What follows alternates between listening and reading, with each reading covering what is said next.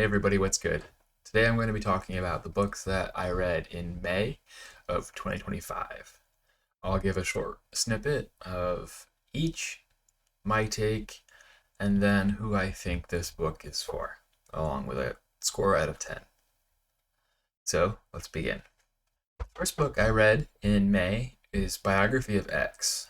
This book follows the widow of a famous artist who is trying to piece together the life story of said artist after the artist passes away.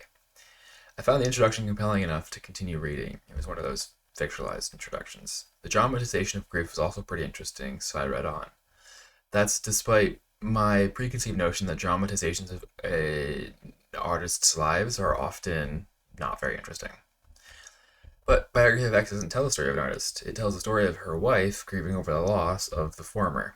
It turns out the wife doesn't know much about the personal history of her late wife. And with an unauthorized biography coming out, said living wife wants to get the facts straight. Finally. The facts of the artist's life, of X's life, are pretty mundane for someone portrayed as so interesting. There were certainly some ideas about art installations that captured my attention, but overall, the book failed to move me emotionally. The artist X's past life, minor spoilers, is basically Handmaid's Tale light, which just left me wanting to read more Margaret Atwood. 1.5 out of 5 stars. Ender's Game. Ender's Game is a classic of science fiction, specifically within the military sci-fi subgenre. The story follows Andrew Ender Wiggin as he goes through an accelerated training process to command the army of humans that will defend them, the humans, from alien invaders. First published in 1985, the drama in this book largely holds up in the present day. The characters, the conflict, even the science remains compelling to readers. There's a certain Black Mirror episode that is largely derivative of this work, but you won't know which one until the very end. And the twist ending is nonetheless satisfying, even if you've seen the Black Mirror episode mentioned. The story has a lot working for it. Despite all that, the denouement was unnecessary. Not only did Ender's actions seem tonally off from the rest of the story, but it was clear that the end was merely setting up a series.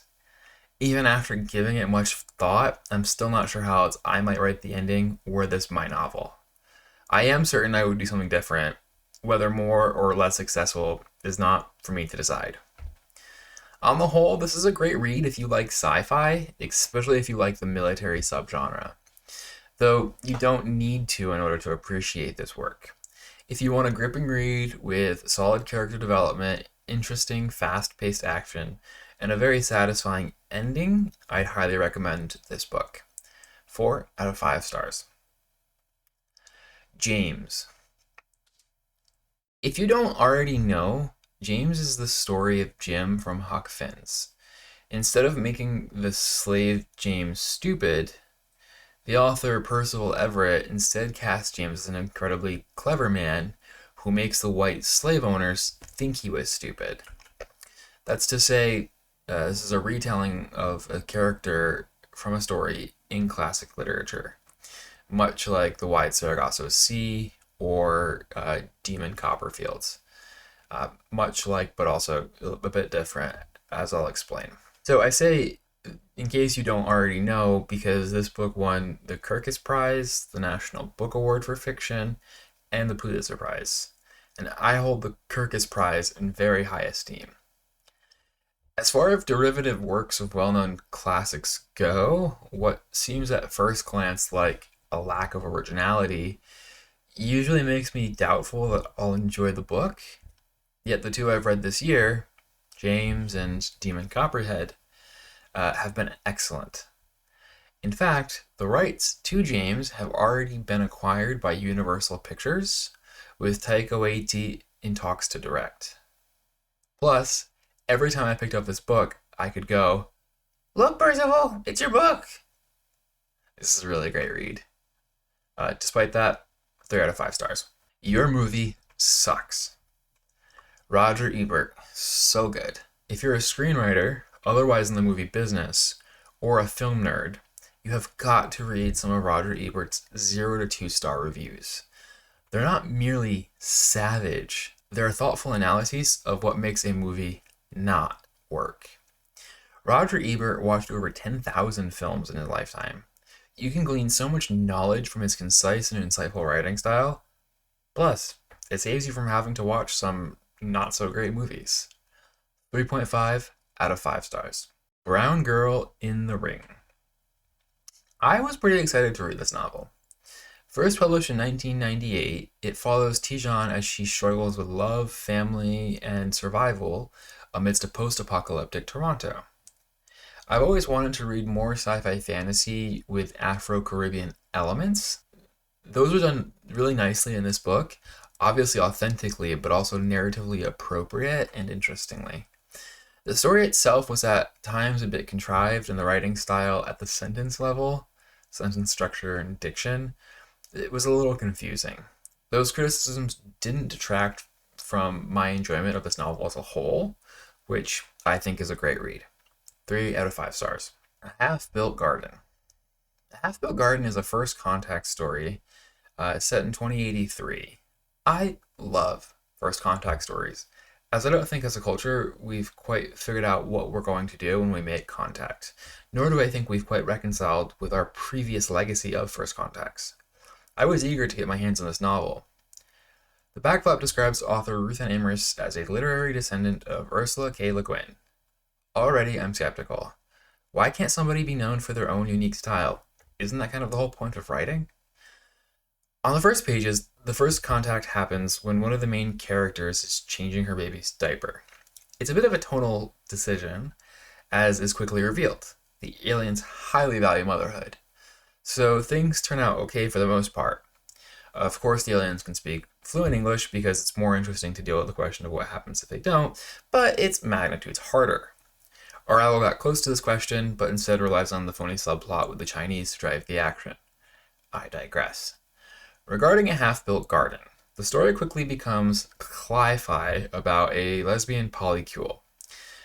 Which sounds cool, but the drama seems more performative with pronoun badges and contrived drama meant to show, I'm not exactly sure what, that polycules can raise kids? That lesbians can? The lack of clarity regarding who exactly this book is for mires the tone into what reads like performative politics, performative identity politics. And then things take an even sharper turn in that direction. One of the main characters has to go to Oceania for plot reasons I didn't find super compelling. More than develop relationships, the author wanted to show this corporate society, where everyone has pronouns that vary by the hour. As soon as the main lesbian polycule characters land in Oceania, it's explained to them that there are 8 pronouns in this corporatocracy's language, 4 cases with 2 performances each, not gender. Hollow, ear, rasa, when you haven't seen someone in a few hours and don't know their current pronouns, those, 3 levels outside hollow rasa and 2 styles for each. Prince, hoi hum hos, obra and Tania, which are power plays. Princess, Tania is also ear. If this is hard for you to follow, meow, then you've understood one of the things that makes this book such a frustrating read. Rather than tell an interesting first contact story, or a gripping narrative about motherhood, or climate fiction, or gender, the author uses this first contact story as a vehicle to try to present all of the correct opinions on all of these topics. It's worth saying, if someone wants you to call them a certain pronoun, then it's not hard to do that. If we're not sure what pronouns a person uses, it's not hard to ask. But when there are 8 pronouns that the book takes about a third of the time to explain, for no clear purpose other than the author wanted to display a culture with 8 pronouns she thinks is really interesting, then the book just becomes infuriating to read. Of course, there's also a stereotypical autistic character because you're supposed to care about representation or something. Ironically, rather than feeling inclusive, the autistic characters being a complete stereotype feels more like pandering. 1.5 out of 5 stars. Please avoid this book. The Best of All Worlds. Karen Lord's The Best of All Possible Worlds gets its title from Voltaire's Candide. Sure, Voltaire is satirizing Spinoza with that line. Spinoza is the one who actually said that we live in the best of all possible worlds because everybody makes the best decisions they can. The important takeaway for the literary world is that the title of this book is a reference to Candide. That novel, Candide, is my favorite book of all times. It's in fact what inspired me to become a writer. The story in The Best of All Possible Worlds is about a biotechnician, Grace de Laura, who has a love for languages. The Sidiri, an alien race, hope to rebuild their society on the planet where Grace currently works. Dilanaka is Grace's counterpart, and obviously romance ensues. Given elements that excite me so much, alien linguistics, biotech, Voltaire's Candide, alien refugees, I had high hopes for this book. Grace's role as a biotechnologist was confusing. I seldom got the feeling that her job was anything other than an adjective. Since she's ostensibly working with genetics, there are a number of places one can go with that field, even from a technician's point of view, with how funky PCR tests can be, for example. But we didn't get any of that. The story seems tonally confused. Maybe it's a travelogue, maybe a romance, maybe sci-fi, maybe speculative literary fiction. The lack of clarity muddles the narrative and confuses the reader, i.e. me. This story certainly has no relation to Voltaire's Candide beyond the title. For a number of reasons, I was quite disappointed in many aspects of this novel. I still finished it though, as it wasn't so poorly written as to merit a DNF. There were many enjoyable scenes, albeit off the seemingly non-existent spine of the story, and I tried not to allow my preconception of the story influence my score, even though arguably that is an author's job. 3 out of 5 stars. Hopeland. I just couldn't get into this one. Within 3 pages, I had no idea about the plot, characters, or question the author was going to ask. It felt opaque in a not very enjoyable way. I went back and tried this book again before shooting this video. I wish I had more to say, but I still got no impression from the writing. 3 pages in and waiting to care is a DNF. Next up is Brainwyrms. Now, I'm not one to read horror. As you can tell from my lists, I don't typically care for it. I do believe it belongs properly in the science fiction and fantasy canon. But that's a bigger debate for another day. Based on this book's description, the trans elements of the story seems to be excellently executed. I thought to give it a try. I cannot give you enough trigger warnings for this book. You've been warned. There's this woman named Frankie who works at a hormone therapy clinic. Another lady bombs the clinic, which sends Frankie's life topsy-turvy, for lack of a better term. Frankie meets Vanya, who has a parasite fetish, which this story absolutely gets into in gripping detail. I don't want to give any more specifics than that because this book works. It has twists, turns, character development, and gross stuff from front to back of both the novel and the characters. It even has a J.K. Rowling character in it, which was absolutely the icing on the cake to have that turf in a trans narrative. If you're not put off by anything I've said so far, and you won't blame me for the trauma of reading this book, or hold me liable in any other way, then definitely check this one out. It's a great read for lovers of LGBT narratives, emphasis on the T, because come on, there's no queer liberation without our trans friends. Sci-fi, horror, romance, really, if you like reading, I would recommend this book.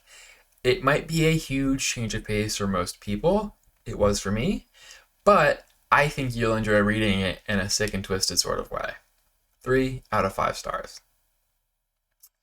Run River. Now, Joan Didion's first novel, Run River, was published in 1963. There aren't actually many old money West Coast novels. The Grapes of Wrath comes to mind, whereas the Joans in that novel moved from Oklahoma to California, where the term Okies comes from. The family in Run River is descended from pioneers. There are even references to the Okies. The plot of the story follows the marriage of Everett McClellan and his wife Lily. The style of writing is literary and meanders like the rivers on which the narrative takes place. There's not much else I can say about this novel, as its literary style is more about the relationships and descriptions than it is about action. For what it's worth, I found the relationships quite believable. If you're interested in American literature, West Coast old money, California literature, then I'd definitely check out this book. For me, 2 out of 5 stars. Earth Abides. What would happen if most of the population died in a scary pandemic and you were left to rebuild society? Apparently, I can't get enough of these stories, though I certainly feel like I have. Initially published in 1949, Earth Abides belongs to an older tradition of science fiction where long descriptions of hard science are expected. The main character, Ish, somehow survives a plague that has decimated the world's population. After some traveling around, he settles down near Berkeley, California, and focuses on rebuilding everything, kind of society, the world, everything. There are detailed descriptions about biological processes, physical processes, electricities, the establishment of a society, some of which are attached directly to characters, others of which are arguably undramatized. There's also a subplot involving an interracial marriage. It's handled well, but modern audiences might find it anachronistic. Well, you never know with the current Supreme Court, but for now it seems anachronistic. Nevertheless, the interracial marriage subplot can still be enlightening to see how writers of previous generations dealt with what were then, even if wrongly so, hot-button issues.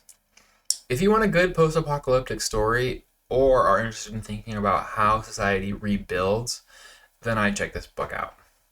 3 out of 5 stars.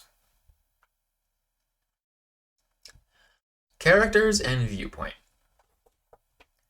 As a professional writer, I like to continuously improve my craft. I'm not sure I'd recommend any craft book in particular, though I am considering making a video reviewing the books on the craft of writing. If that's something you'd be interested in, please let me know in the comments. Now, I feel pretty ambivalent about whether or not to recommend this book. It's not about much more than its title. Even then, I'm not even sure it's essential reading for just about anyone, writers included. It's an interesting perspective that may help you sharpen your craft. 3.5 out of 5 stars.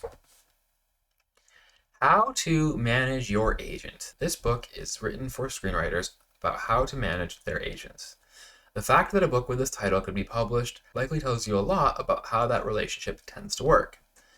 Truthfully, this book has valuable insight into not only how to work with an agent, but how to get an agent. I've heard so many horror stories from writers in the industry about agents. I'm not sure where to fall on this book, because as many horror stories as I've heard, I've also heard really good stories. The writer of How to Manage Your Agent seems to be a lot more forgiving to agents than he is to writers, though, which feels weird given he is a writer himself. The style of writing was pretty tepid. I think there are a lot more interesting things to say on the topic of managing your agent.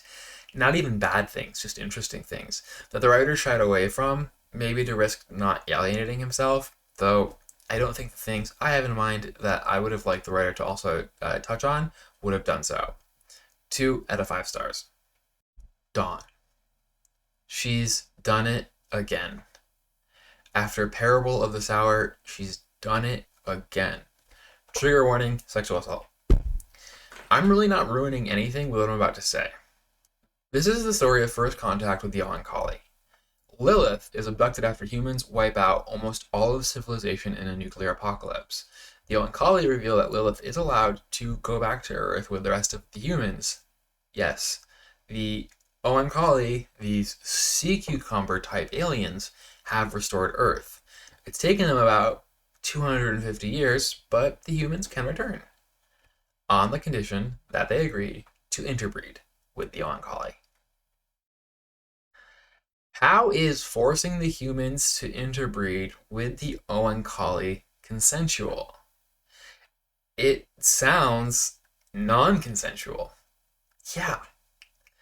Well, humanity actually wiped itself out. If not for the Oankali, humans wouldn't exist at all. Okay. But that doesn't mean, what if the humans don't want to do it? Well, the humans who don't want to interbreed can remain on the ship for the rest of their lives. They don't have to interbreed, just if they want to go back to Earth. Okay, well, that feels icky. Why did the aliens wake up Lilith in particular? Where's everybody else?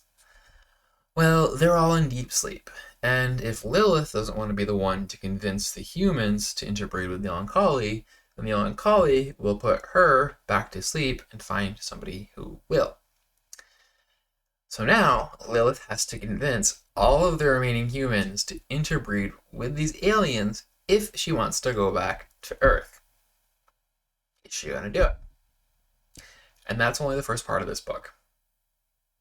This story is incredible. Anyone who likes sci-fi should go get this book now. It's so incredibly well written. There are reveals every other page. Not actually, but it certainly feels like that.